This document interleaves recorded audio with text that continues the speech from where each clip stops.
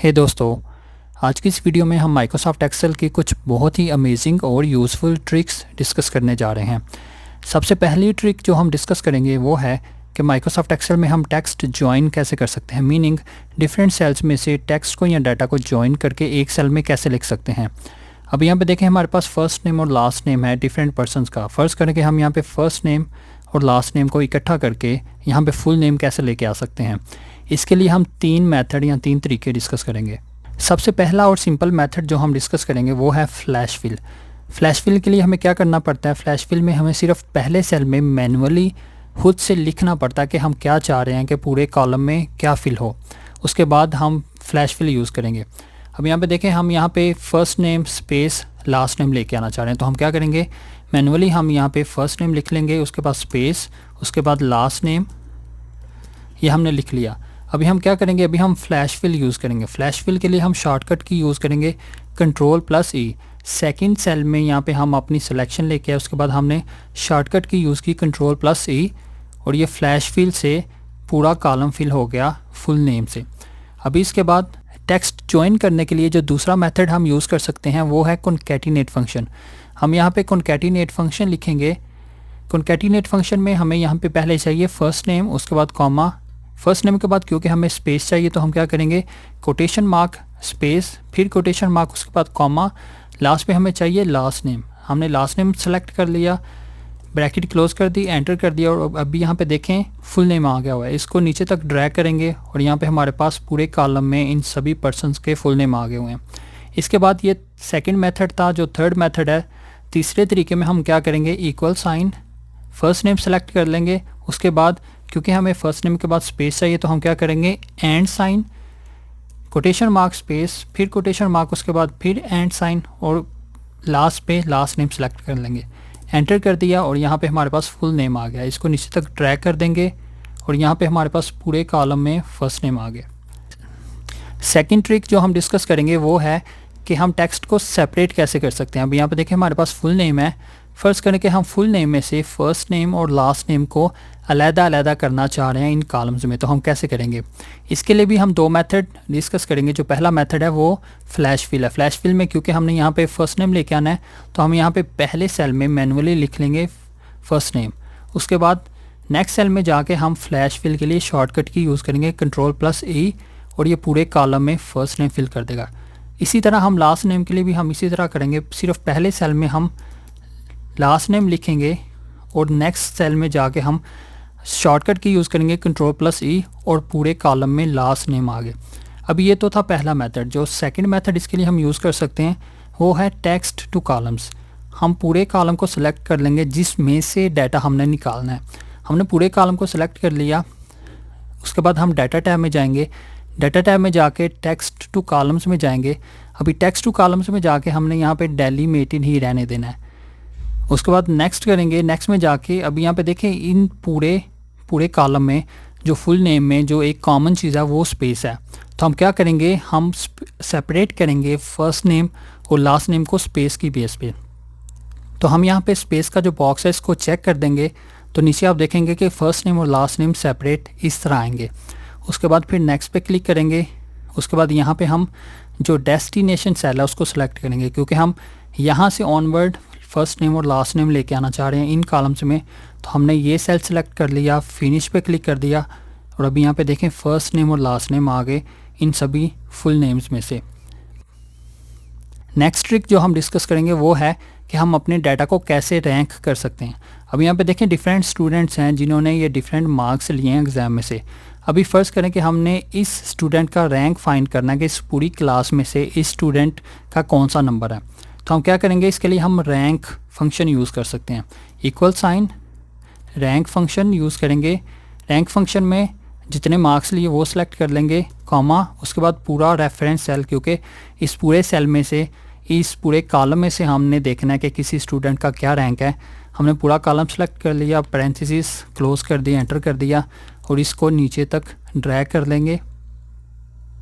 और अभी देखें इस स्टूडेंट का हमें रैंक चाहिए था, तो ये 5वें नंबर पे है पूरी क्लास में से।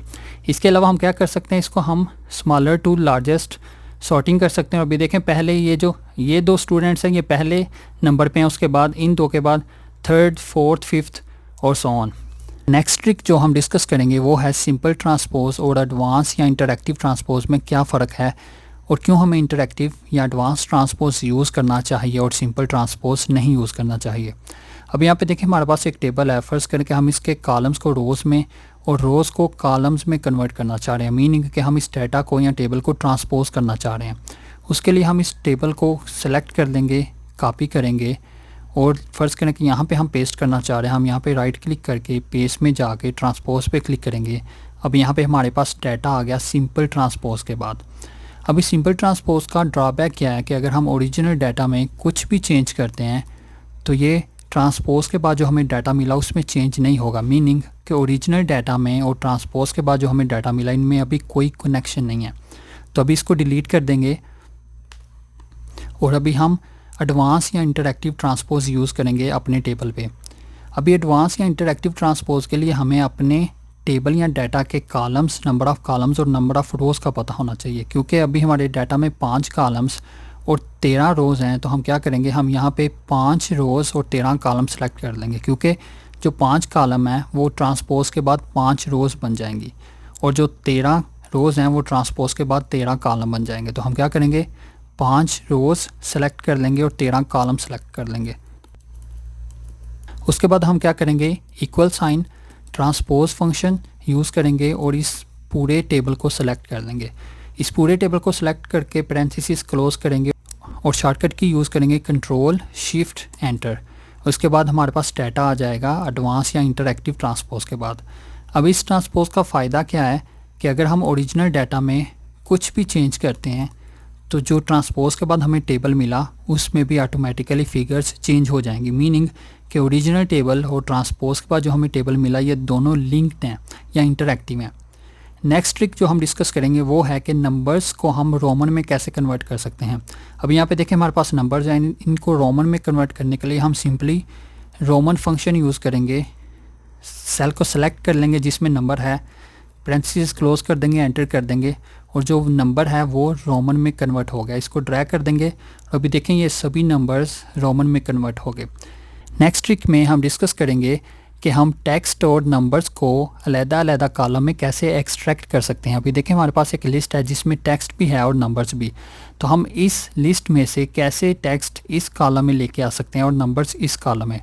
इसके लिए हम क्या करेंगे, क्योंकि हमने इस कॉलम में टेक्स्ट लेके आना है तो हम यहाँ पे क्या करेंगे, equal sign T open parenthesis, इस सेल को सेलेक्ट कर लेंगे जिसमें डाटा है, क्लोज पैरेंथेसिस, एंटर।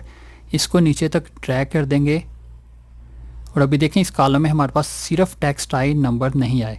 और यहाँ पे नंबर्स, क्योंकि हमने इस कॉलम में नंबर्स लेके आने हैं, equal sign N function, parenthesis open, value select कर लेंगे, क्लोज पैरेंथेसिस, एंटर कर देंगे और इसको नीचे तक ड्रैग कर देंगे और यहाँ पे देखिए इस कॉलम में हमारे पास सिर्फ नंबर आए, टेक्स्ट नहीं आए। नेक्स्ट ट्रिक में हम डिस्कस करेंगे कि एक लिस्ट में से जिसमें पॉजिटिव नंबर्स भी हों और नेगेटिव नंबर्स भी, अगर हम सिर्फ पॉजिटिव नंबर्स को सम करना चाहें और नेगेटिव नंबर्स को इग्नोर करना चाहें तो हम ये कैसे कर सकते हैं, या अगर हम सिर्फ नेगेटिव नंबर्स को ही सम करना चाहें और पॉजिटिव नंबर्स को इग्नोर करना चाहें तो हम ये कैसे करेंगे। अभी इसके लिए यहाँ पे हम सम पॉजिटिव वैल्यूज़ ओनली, हम यहाँ पे सिर्फ पॉजिटिव वैल्यूज़ को सम करेंगे। इसके लिए हम क्या करेंगे, सम इफ़ फंक्शन यूज़ करेंगे। सम इफ़ फंक्शन में हम सबसे पहले रेंज सेलेक्ट कर लेंगे, उसके बाद कॉमा, उसके बाद क्राइटेरिया हमने यहाँ पे क्या लिखना है, क्योंकि हमने सिर्फ पॉजिटिव वैल्यूज़ को सम करना है और पॉजिटिव वैल्यूज़ जो हैं वो 0 से बड़ी होती हैं या ग्रेटर दैन 0 होती हैं। तो हम क्या करेंगे, कोटेशन मार्क ग्रेटर दैन 0, फिर कोटेशन मार्क कॉमा। अभी यहाँ पे हमने क्राइटेरिया लिख लिया, कॉमा के बाद दोबारा से पूरी रेंज सेलेक्ट कर लेंगे जिसको हमने सम करना है या ऐड करना है, क्लोज पैरेंथेसिस और एंटर। अभी ये जो वैल्यू है ये सिर्फ पॉजिटिव वैल्यूज़ का सम है या समेशन है। उसके बाद नेगेटिव वैल्यूज़ को, सिर्फ नेगेटिव वैल्यूज़ को सम करने के लिए और पॉजिटिव वैल्यूज़ को इग्नोर करने के लिए हम क्या करेंगे, दोबारा से हम यहाँ पे सम इफ़ फंक्शन यूज़ करेंगे। सम इफ़ फंक्शन में इस रेंज को सेलेक्ट कर लेंगे जिसमें वैल्यूज़ हैं, कॉमा। अब यहाँ पे हमने क्राइटेरिया लिखना है क्योंकि हमने नेगेटिव वैल्यूज़ को सिर्फ सम करना है और नेगेटिव वैल्यूज़ जो हैं वो छोटी होती हैं या स्मॉलर दैन 0 होती हैं। तो हम यहाँ पे क्या करेंगे, कोटेशन मार्क स्मॉलर दैन 0, फिर कोटेशन मार्क। अब ये हमारा क्राइटेरिया है कि हमने वो वैल्यूज़ ऐड करनी हैं जो कि स्मॉलर दैन 0 हैं, कॉमा। उसके बाद फिर से पूरी रेंज सेलेक्ट कर ली, क्लोज पैरेंथेसिस, एंटर। अभी ये वैल्यू सिर्फ नेगेटिव वैल्यूज़ का सम है। नेक्स्ट ट्रिक में हम डिस्कस करेंगे कि हम सेल्स को क्विकली कैसे मर्ज कर सकते हैं। अभी यहाँ पे देखें, ये जो डाटा लिखा हुआ है ये सारा कॉलम सी में लिखा हुआ है, लेकिन ये डाटा जा रहा है कॉलम डी, ई, एफ, जी तक। अगर हम इन सेल्स को मर्ज करना चाहें कॉलम सी से लेके जी तक, तो हम कैसे क्विकली मर्ज कर सकते हैं। अगर हम इन सब को सिलेक्ट करके मर्ज और सेंटर पे क्लिक करें तो ये सभी एक ही सेल बन जाएंगे और बाकी डाटा डिलीट हो जाएगा। इसको क्विकली मर्ज करने के लिए हम सेलेक्ट कर लेंगे ये सारे सेल, उसके बाद हम मर्ज और सेंटर में जाके इस डाउनवर्ड एरो पे क्लिक करेंगे और यहाँ पे मर्ज अक्रॉस पे क्लिक कर देंगे और अभी यहाँ पे देखें ये सभी जो सेल हैं ये मर्ज हो गए हुए हैं। तो दोस्तों आज के लिए इतना ही। अगर आपको ये वीडियो अच्छी लगी तो प्लीज़ इसको लाइक करना मत भूलिएगा। हमारा YouTube channel Urdu Hindi lectures को सब्सक्राइब करना और बेल आइकन प्रेस करना मत भूलिएगा और ये वीडियो अपने दोस्तों के साथ शेयर करना भी मत भूलिएगा। Thanks for watching. मिलते हैं अगली वीडियो में। Bye bye.